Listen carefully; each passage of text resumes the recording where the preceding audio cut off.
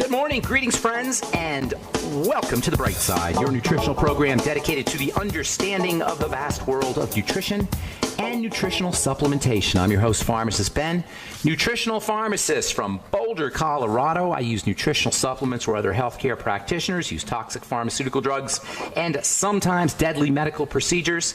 If you suspect that there are natural nutritional roads to your health and vitality and well-being, and to addressing your health challenges, whatever they may be, but you don't know where to begin, you have come to the right place. As you listen to The Bright Side every day, you are more and more in control of your body, you are more and more knowledgeable, and you know you can overcome any health challenge. That is why we are here every day on The Bright Side, helping clear up the sometimes confusing world of nutrition and nutritional supplementation. Over the last 31 years of practicing pharmacy, I have seen drug-free recoveries from diabetes, hypertension, obesity, skin diseases like acne, psoriasis, eczema, rosacea, digestive ailments, autoimmune issues of all kinds.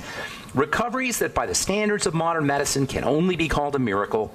But what is in the world of the body, what is in the world of biology, standard operating procedure. Because the human biological system is a healing system, it's a regenerating system, it is designed divinely to heal and renew itself on a moment-to-moment basis, and while some folks may call that healing, renewing, regenerating system a miracle, it really is just the way the body works. If you have questions about health, nutrition, prescription drugs, if you want to wean yourself off your meds and get on a good nutritional supplement program, we are here for you. We welcome your calls on The Bright Side. 844-236-6010 is our number, 844-236-6010. If you have a health challenge you or a loved one may be dealing with, if you want to wean yourself off your meds and get on a good nutritional supplement program, if you have a success story you'd like to share, or if you just want to contribute to the conversation, 844-236-6010 is our number on The Bright Side. We'll get to your calls in our second segment today. We've got a guest coming up at the bottom of the hour, Dr. Elena George. She's an ENT, ear, nose, and throat specialist, and she is a wealth of information about the healthcare business. She's written a really cool book. We've had her on before. Her book is called Big Medicine, The Cost of Corporate Control and How Doctors and Patients Working Together Can Rebuild a Better System. Dr. Elena George will be with us at the bottom of the hour, and we'll talk about big medicine, corporate medicine, and what you can do to keep yourself healthy without having to interact with the mainstream corporate medical model. That'll be at the bottom of the hour. We'll take your calls in our second segment at 844-236-6010. If you want to purchase any of the longevity products you hear advertised or recommended on The Bright Side, please head over to my websites, brightsideben.com, pharmacistben.com, and criticalhealthnews.com. You can also call the Bright Side Ben phone team at 866-735-2470. That's 866-735-2470. You can purchase longevity products off our website or by calling the Bright Side Ben phone team. And you can also sign up to join the Bright Side Ben team if you're an entrepreneur, if you're entrepreneurially minded, if you like the entrepreneur lifestyle, you want to work out of your home, make your own hours, earn thank you checks for helping spread the word about the power and importance of a good nutritional supplement program. You do want to check out the longevity business. If nutritional supplementation or the longevity products have helped you in your life, spread the word. Share the information and make money at the same time. Call the phone team at 866-735-2470 for more information, or you can sign up off our websites, brightsideben.com, pharmacistben.com, or criticalhealthnews.com. Also would like to remind you to check out our Truth Skin Health products at truthtreatments.com, Truth Omega-6 Healing Cream, Truth Retinol 5% Gel, Truth Transdermal C Balm, and the award-winning Truth Transdermal C Serum, voted one of the top 150 products in the world by Harper's Bazaar magazine. Never any preservatives, fragrances, fillers, waxes, emulsifiers, surfactants, oil, nothing your skin doesn't need or doesn't want in any of our Truth Skin Health products. They're all up at truthtreatments.com, truthtreatments.com. All right, welcome back to The Bright Side, friends. We've got a guest coming up at the bottom of the hour, Dr. Elena George. We'll get your calls in our next segment. 844-236-6010 is our number. We've been talking about frequencies, vibrations, electrical vibrations, and health. Last program, we left off talking about Dr. Royal Raymond Rife and his remarkable frequency-generating machine that killed bacteria, eliminated bacterial infections, and also effectively treated cancer, as described in the book by Barry Lines, Lines, called Royal Raymond Rife and the Cancer Cure That Worked. And not only did Dr. Rife's machines cure cancer, if a frequency that was associated with good health was applied over the frequency of any sick cell, any sick tissue, not even a cancerous sick cell or cancerous tissue, just a regular sick cell. If you put a frequency of health on a tissue or on a cell that wasn't healthy, that tissue or that cell responded as well. So it seems that by reestablishing the healthy frequency of a tissue or a cell, in essence restoring its vibration back to coherence, healing could be accomplished. And this was shown back in the 1920s and 1930s by Dr. Reif, and you would think that these discoveries would be hailed as a health breakthrough by those who were supposedly interested in our healing, that is, proponents of the modern medical model. But of course, that is not what happened. In 1939, 5 years after Dr. Reif's landmark cancer research, the head of the Southern California American Medical Association, who was a guy who really supported Dr. Reif and Dr. Reif's work, he was a physician named Dr. Milbank Johnson, a professor of physiology and clinical medicine at USC and chairman of the Special Medical Research Committee that had commissioned the successful study. He was mysteriously poisoned, and all of his research, which documented the cancer reversal cases, all went missing. Interesting. Next, the drug companies tried to buy off Dr. Reif. They tried to buy all his work. They tried to buy his research. They tried to buy his machinery. Dr. Reif wasn't into it. He said, no way. And then Dr. Reif's labs were mysteriously destroyed in a fire. Then another physician, a guy named Dr. Nemes, N-E-M-E-S, who had duplicated Reif's anti-cancer result, was killed in yet another mysterious fire, which destroyed all his research papers. Coincidences. In 1939, another suspicious fire destroyed the laboratory of a guy named Dr. John Burnett, who was an osteopath and a researcher who was validating Dr. Reif's work, according to the New York Times, an article that was a contemporary article from 1939. The laboratory, Dr. Burnett's lab, which burnt down, was called a mystery workshop. This is what the New York Times called it, a mystery workshop. And they said the fire caused the loss of all the equipment and records and experiments that Dr. Burnett had hoped would make the world a better place. And then, in 1971, Dr. Reif himself died in a further suspicious circumstance after he was accidentally given a lethal dose of Valium and alcohol in a hospital after he had a heart attack. This is unbelievable. This whole idea of health and frequency is so powerful that it freaked the medical model out, despite the fact, and by the way, in addition to freaking the modern medical model out, they weren't satisfied. They had to diminish it, demean it, dismiss it as crackpot medicine. Regular doctors who used Reif machines could lose their license to practice medicine. They were violating standards of care. But once we understand the nature of living beings as frequency beings, as vibratory beings, and when we understand the nature of health as a function of vibration, disease as a function of vibration, it all makes sense. You can think of frequency like the swinging of a pendulum going back and forth. One movement back and forth is a frequency of 1. 2 movements are a frequency of 2. 3 movements is a frequency of 3. Frequency is measured by movements back and forth per second. So when a pendulum goes back and forth 1 time per second, it's got a frequency of 1. It goes back and forth 1,000 times, it's got a frequency of 1,000. You can think of how waves go in and out of the ocean. You think of a light blinking on and off. In the body, you've got countless blinking on and offs, countless waves of varying sizes and varying speeds. And the faster these things go back and forth, the faster or the higher the frequency. And the body, the cells, the organs, the tissues, the structures, all have a certain frequency. By the way, the relationship of frequency to music means that every organ, every structure, every tissue, every cell in the body is actually playing a song. It's actually playing a tune. Every organ, every tissue, every structure has its own theme song, essentially. And the frequency of all the organs and structures and tissues in the body all begin at the level of a cell. And how this all occurs is so unbelievably interesting and fascinating. How is it that a cell generates frequencies? How is it that a cell generates electrical energy? We'll talk about that when we come back from our break and take your phone calls as well. 844-236-6010 is our number. You're listening to The Bright Side. We'll be back right after this.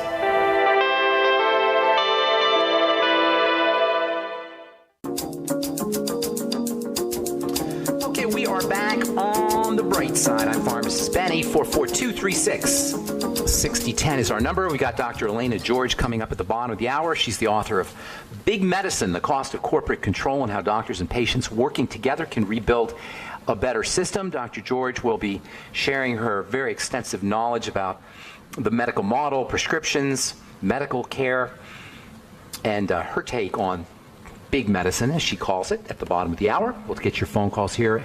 844-236-6010 is our number.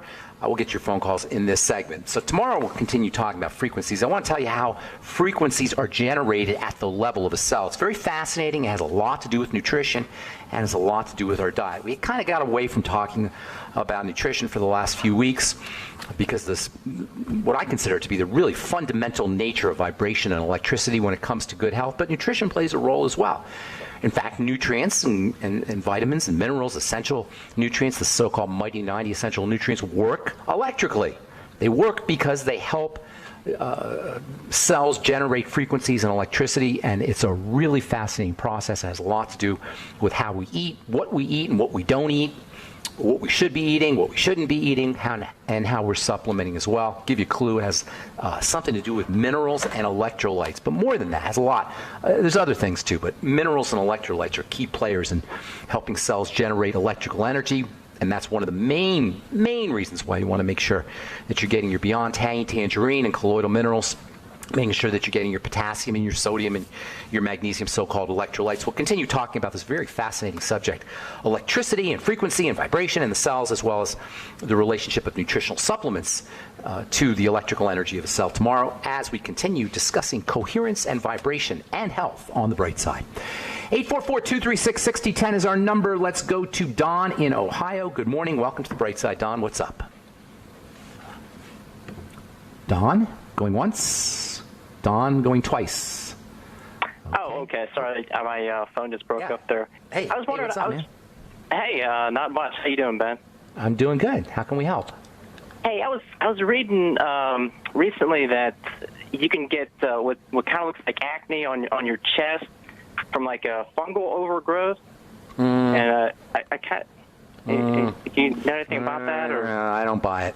Acne comes from inside, first of all. Fungus is always going to be involved in, or can be involved in inflammatory processes. But acne on the chest or on the back or on the shoulders or anywhere below the neck needs to be regarded as a lymph problem. That means something is getting into the lymph is your body's sewage system. It's your waste management system. Just like the blood pumps, the blood delivers nutrients and oxygen to the different cells, the lymph drains away toxins. The lymph does other things too. But one of its main roles is to drain away toxins. So when you're breaking out on the chest or on the back or on the shoulders or anywhere down to your butt and groin area, you want to be thinking about lymphatic toxicity. The lymph becomes toxic usually through either liver problems or digestive problems. The liver is, of course, a digestive structure, so you can basically assume that there's some kind of digestive health issue if you're breaking out anywhere below the neck. This is because of the relationship of the lymph to these kinds of breakouts. So, as always, backtrack to digestive health issues. If you're breaking out in the shoulder area, unless you're shooting up anabolic steroids, by the way, that's one way. That's another way that you can break out on the back or on the chest area if you're using anabolic steroids, and that's a very well-known problem among bodybuilders and weightlifters who use anabolic steroids. Cirrhosis of the liver can do it as well, but it's all basically working the same way. It's clogging up the lymph. When the liver becomes toxic, either from anabolic steroids or from alcohol abuse or from prescription drugs, or most commonly from foods, then the lymph can become clogged up and sticky and sludgy, and this is where you get the kind of breakouts that you're describing. So I wouldn't be focusing on fungal infections. I'd be focusing on food. However, as far as fungus goes, there's a very important connection between bacteria in the intestines, so-called good bacteria, and fungus. And this is the reason why people have fungal overgrowth. Bacteria kill fungus. That's where we get penicillin from. Fungus kill bacteria. That's where we get penicillin from, and bacteria kill fungus. They kind of have this relationship where they each balance each other out inside the body, and when we drink chlorinated water and we take antibiotics and we drink fluoridated water and we use pesticides or eat pesticides that are used on foods, we kill off our good bacteria and fungus overgrow. So all this is to say, get on the nightly essence. Get on a good probiotic supplement. That's the best way to handle fungus, and that's the best way to correct digestive and liver problems that are associated with with breakouts along the chest, also or on the back. Using fiber and foods that help support the microbiome, those bacteria can also be helpful for you. Digestive enzymes can be helpful. Apple cider vinegar can be helpful. Of course, laying off any foods that cause digestive distress is also a very important strategy. You can also use fermented foods, and even just vegetables will help. I like fermented vegetables, but even regular vegetables, because of the fiber content and the nitrogen content in the veggies, will help support a good, healthy microbiome.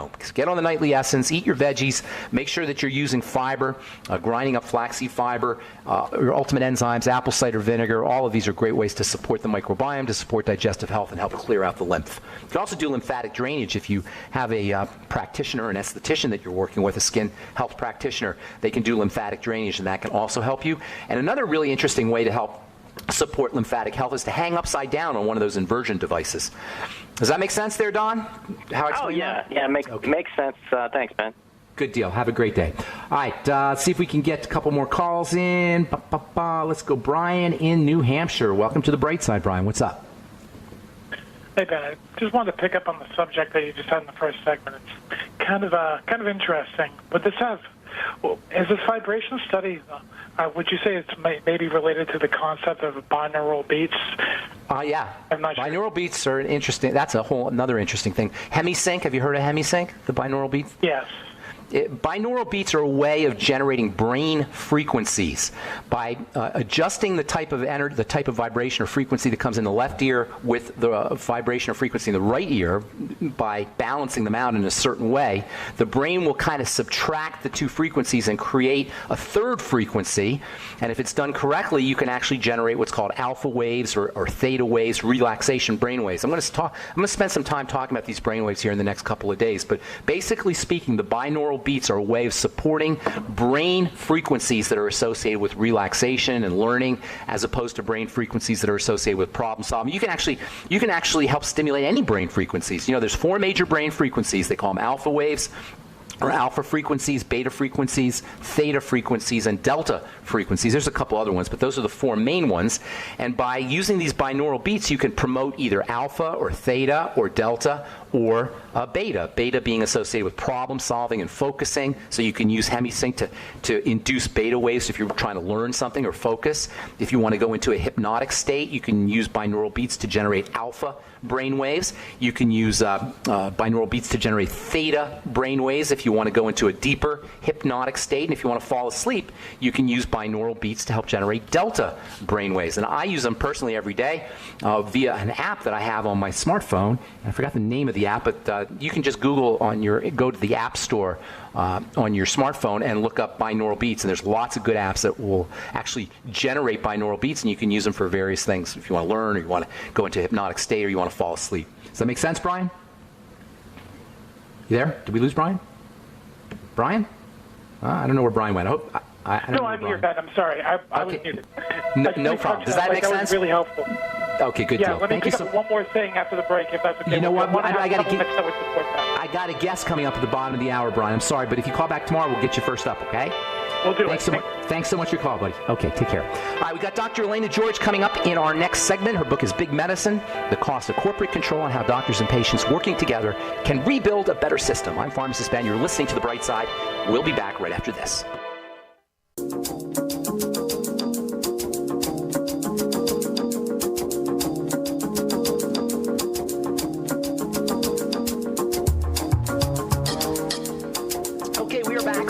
I am Pharmacist Ben. Thanks for joining us. We're on the air Monday through Friday, 8 to 9 Pacific and 10 to 11 Central Time, 24/7 on our archive pages at brightsideben.com, pharmacistben.com, and criticalhealthnews.com. You'll find all the longevity products at brightsideben.com, pharmacistben.com, and criticalhealthnews.com. You can also sign up to join the Brightside Ben team for a one-time $25 fee off our websites, brightsideben.com, pharmacistben.com, or criticalhealthnews.com. You can also call 866-735-2470 for more information.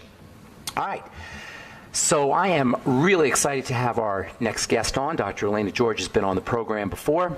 Her book is titled Big Medicine, The Cost of Corporate Control and How Doctors and Patients Working Together Can Rebuild a Better System. Dr. George is a board-certified ENT doc. She's a graduate of Princeton University as well as Long Island University, and she's got her medical degree from Mount Sinai School of Medicine in New York. She's accomplished, she's educated, and she's a very talented writer. Good morning, Dr. George.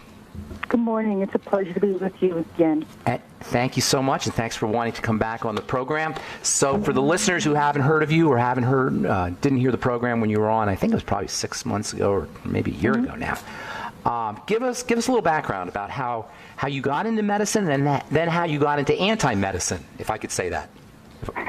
Well, I've always wanted to be a doctor, like most people, I think, who go into our profession.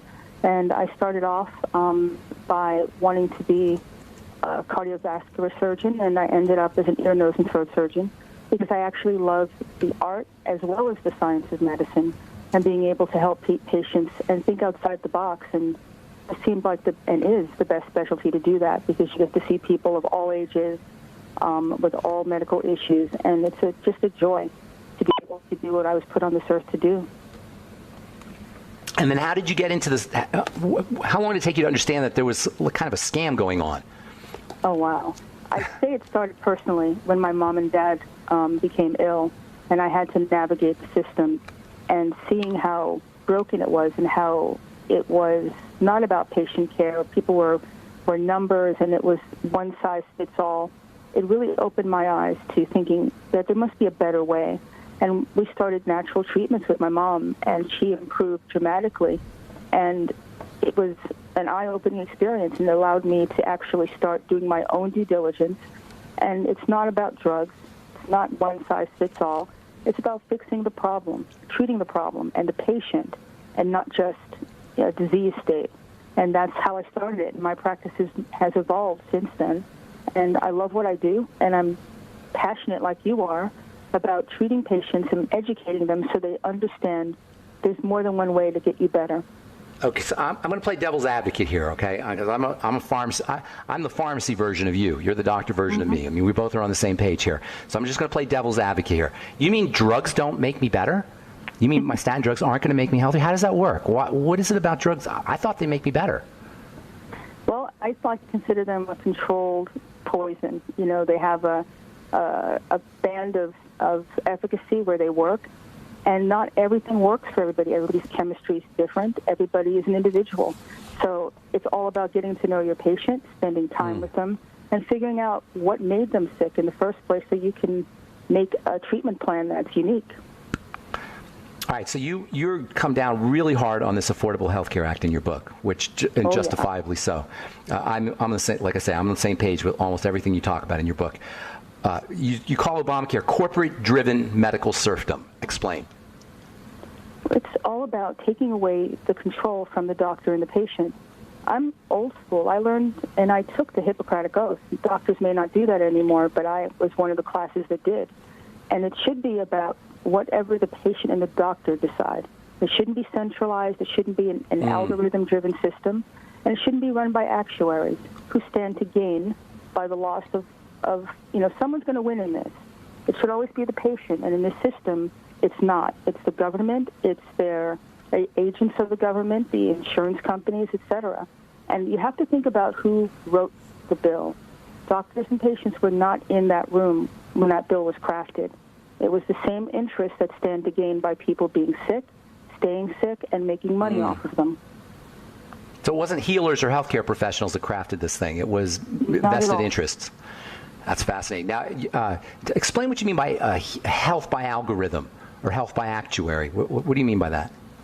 Well, I'm not sure if your listeners heard of something called evidence-based medicine, but that is the template that decides how treatment options are given for the doctor to give to the patient and for the patient to decide about.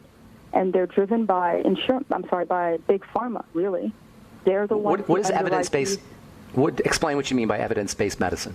It means it's driven by results of research. But you have to understand that the research that really gets underwritten is underwritten by the insurance companies. They have the money to create these research protocols. And as we both know, you can change any answer you want, depending on how you look at your data. So, again, there's a conflict of interest. If they're underwriting the drug that they're selling and all of a sudden it's the best thing since sliced bread, I think people should question that. Why does the trial lawyers always having these join this big class action suit for medications that cause harm? That's another cottage industry within itself. So I think that basically we're losing the art of medicine, where experience from the doctor, someone in practice for 20 years knows a lot about treating a patient versus somebody who is just running or treating patients based on what a drug rep comes in and tells them they should do. That's not what medicine should be about. So I ran into a guy about a year ago. He was working in a store. He was smoking a cigarette, drinking a Diet Coke, and we got to talking about Obamacare, or Affordable Health Care Act. And he was telling me how much he loved the Affordable Health Care Act because it meant he got his drugs for free, and he got his office visits or inexpensively. He got his office visits inexpensively, and if he needed surgery, it would be subsidized. What would you say to this guy smoking his cigarettes and drinking his Diet Coke, who is not, I take it, not all that unusual from a lot of folks who think that somehow the Affordable Health Care Act is going to be supportive of their health? Well, be careful what you ask for, because the health care that you're getting is not the same as somebody who's paying for commercial insurance, or really, in reality now, someone who's paying out of pocket. They are getting a much higher standard of health care, and they're paying less than somebody who's on a commercial plan, and definitely doing much better than someone who's getting their treatment from Obamacare. That is a substandard system, and if you look at how it's been crafted, how it's really become a two-tier system, you would understand this.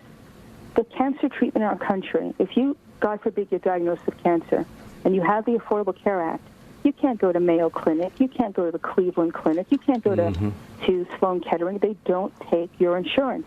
At this point, they stopped taking Medicaid for the most part. They prefer to do commercial insurance. And I think it was Cleveland Clinic, actually, who actually put that in writing. You know, there's an article that came out about how they would preferentially like to see those patients who pay. That's the difference. Talk to me about when you actually need it versus the theory. So, in other words, the Affordable Health Care Act doesn't mean Affordable Quality Health Care Act. It just means affordable health. Yeah, that's a very good point. All right, we've got to take a break. Dr. Elena George is our guest. Her book is Big Medicine, The Cost of Corporate Control, and how doctors and patients working together can rebuild a better system. We're going to talk about some solutions to this problem when we come back from our break. I'm Pharmacist Ben. You're listening to The Bright Side. We will return right after this.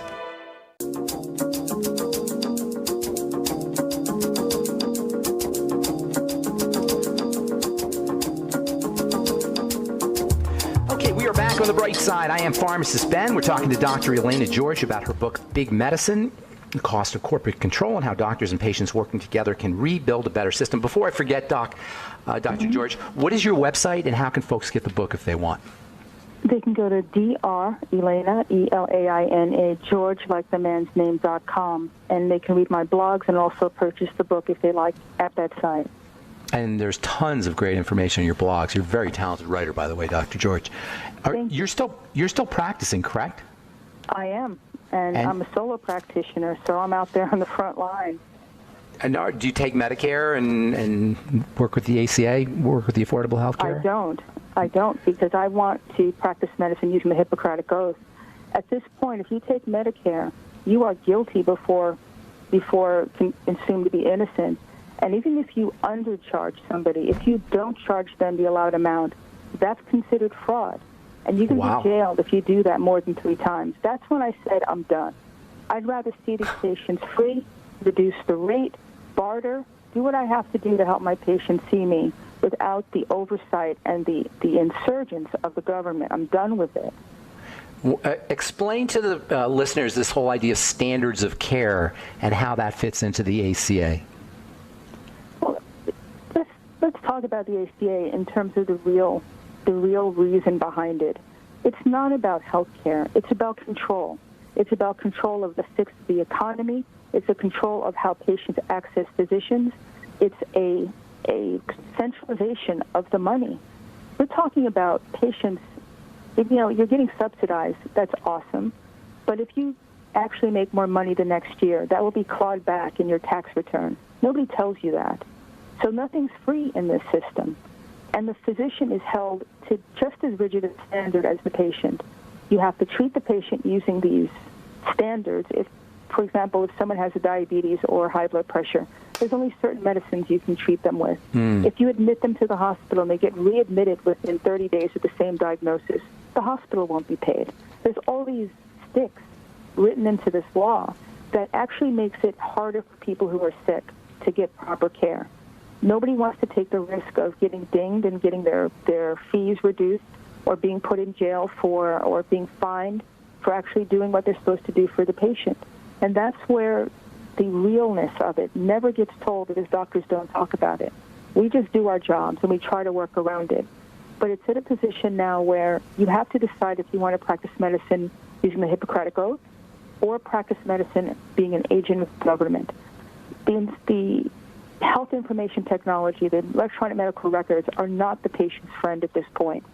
Anything that I put or a physician puts in electronic medical record is not locked. The IRS can access it.